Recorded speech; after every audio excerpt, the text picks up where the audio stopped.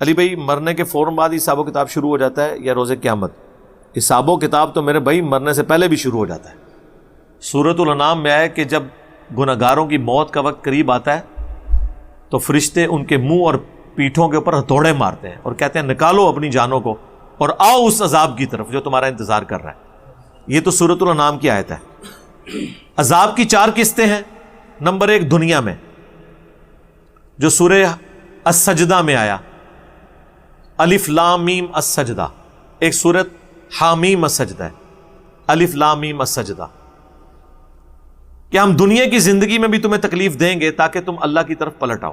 عذاب کا لفظ ہے، عذاب بمانا تکلیف کے۔ دوسری قسط سورۃ الانعام میں آئی کہ موت کے وقت فرشتے منہ اور پیٹھ کے اوپر ہتھوڑے مارتے ہیں، اور ساتھ اس میں الفاظ ہیں کہ آؤ اس بڑے عذاب کی طرف۔ مراد یہ کہ اب عالم برزخ میں، چاہے آپ اسے عذاب قبر کہہ لیں، کوئی بھی نام رکھیں، وہ عذاب، وہ تیسرا عذاب ہے جو قبر میں ہوگا۔ وہ قبر شیر کا پیٹ بھی ہو سکتی ہے، سمندر کی گہرائیاں بھی ہو سکتی ہے، مٹی کے نیچے بھی ہو سکتا ہے، ہواؤں میں بھی ہو سکتا ہے۔ وَمِن وَرَائِهِمْ بَرْزَخٌ إِلَىٰ يَوْمِ يُبْعَثُونَ، ان کے مرنے سے لے کر قیامت کے دن اٹھائے جانے تک ان سین بیریئر برزخ ہے۔ یہ تیسرا عذاب ہے اور یہ مسلسل ہے۔ قرآن میں بھی ذکر ہے کہ فرعونی صبح و شام آگ پہ پیش کیے جاتے ہیں، اور جب بڑا دن آئے گا قیامت کا تو بڑے عذاب کی طرف جھونکے جائیں گے۔ اس کا مطلب ہے کہ آج بھی وہ عذاب میں ہے اور آخرت میں۔ تو یہ عذاب کی 4 قسطیں ہیں۔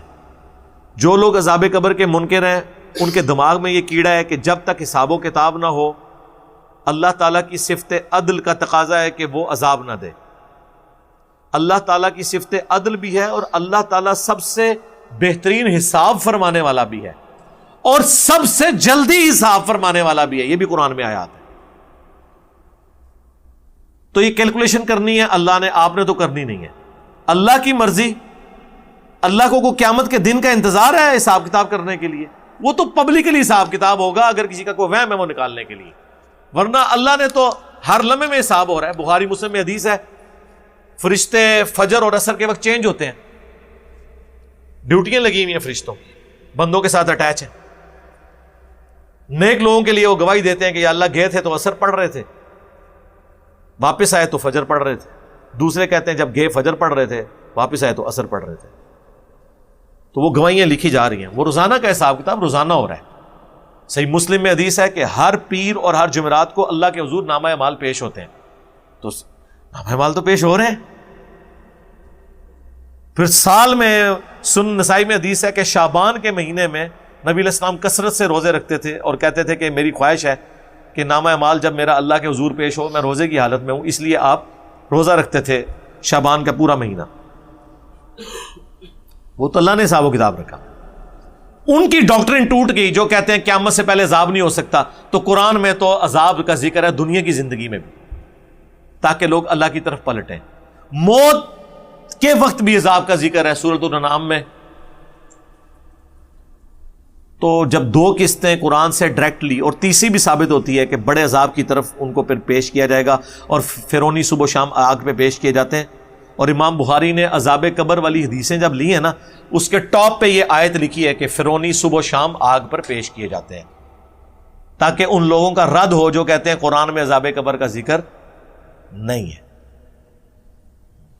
عذاب قبر کا نام لے، وہ کہتے ہیں نہیں وہ لوگ تو جو سمندر میں بھی غرق ہو جاتے ہیں ان کو تو قبر ہی نہیں ملتی۔ وہ بھائی قبر ایک سمبل ہے، اماتہ و اقبرہ قرآن میں آیا، ہر انسان کے بارے میں آیا کہ مرتا ہے اور اسے قبر ملتی ہے۔ تو کیا قرآن جھوٹ بول رہا ہے؟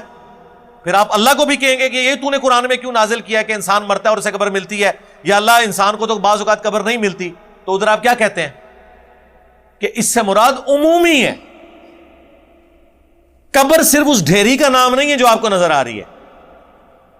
قبر ایک شیر کا پیٹ بھی ہو سکتا ہے، ہواؤں میں بکھرنے والی راکھ بھی ہو سکتی ہے جو ایئر کریش میں لوگ مر جاتے ہیں، لیکن عموماً اس کے لیے عذاب قبر کا لفظ استعمال ہوتا ہے، چونکہ وہ ٹرمنالوجی ہے، وہ ہمیشہ اسی طریقے سے چلے گی، ٹرم چینج نہیں ہوتی۔